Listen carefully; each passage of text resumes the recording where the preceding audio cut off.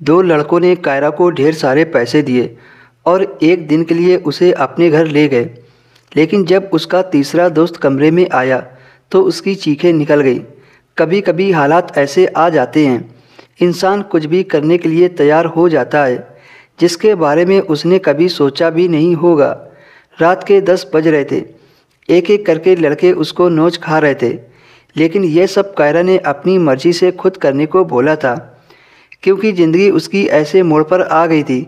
इसके सिवा उसे कुछ समझ ही नहीं आया और मजबूरी में आकर उसने खुद अपनी हालत ऐसी करवा ली।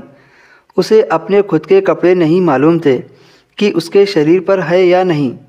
घर की जिम्मेदारी उसे इस रास्ते पर ले आई थी जहां उसने पहली बार में एक साथ दो लड़कों को अपना साथी बनाया हुआ था। लेकिन अब उनका तीसरा दोस्त कायरा के कमरे में आया तो कायरा को देखकर उसकी जोर की चीख निकल गई। उन दोनों ने पहली बार कायरा को अपना शिकार बनाया था। पहले लड़के के निकलते ही दूसरा लड़का कमरे में आ गया। कायरा ने कहा, अभी मत आओ, संभलने के लिए मुझे थोड़ा वक्त चाहिए। लेकिन उस लड़के ने कहा, मेरे पास इतना समय नहीं है। कायरा की आंखों से आंसू निकलने लगे। वह कायरा के पास गया और अपना काम खत्म करने लगा। कायरा के अंदर अब बर्दाश्त करने की क्षमता खत्म हो गई थी। वह बार बार उसे अपने से दूर करती, लेकिन वह उसके करीब हो जाता, लेकिन वह मानने को राजी नहीं हुआ। अब कायरा के पास बर्दाश्त करने के सिवा कुछ बचा ही नहीं था। उन लड़कों ने कायरा पर जरा भी रहम नहीं खाया। रहम खाते भी कैसे? आखिर उन लड़कों ने कायरा को इस काम के लिए मोटी रकम दी थी। कायरा का ऐसा हाल हो गया कि उसे कुछ होश न रहा। कुछ देर बाद उन दोनों ने उसे बताया कि अभी उसका तीसरा दोस्त बाकी है। कायरा ने जैसे ही यह सुना तो उनका तीसरा दोस्त भी है, तो उसकी हालत और भी ज़्यादा ख़राब हो गई। वह चाहकर भी इनकार नहीं कर सकती थी, क्योंकि वो मानने वालों में से नहीं थे।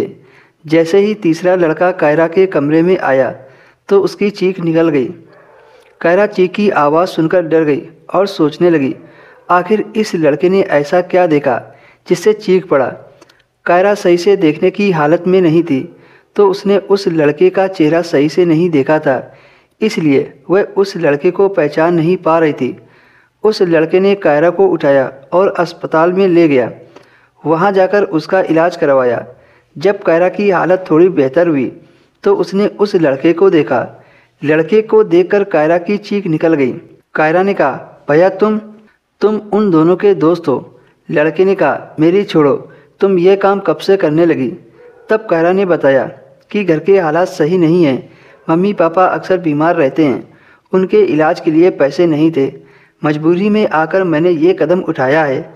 और एक तुम हो, जवान होकर भी अपने माँ बाप का सहारा नहीं बन सकते।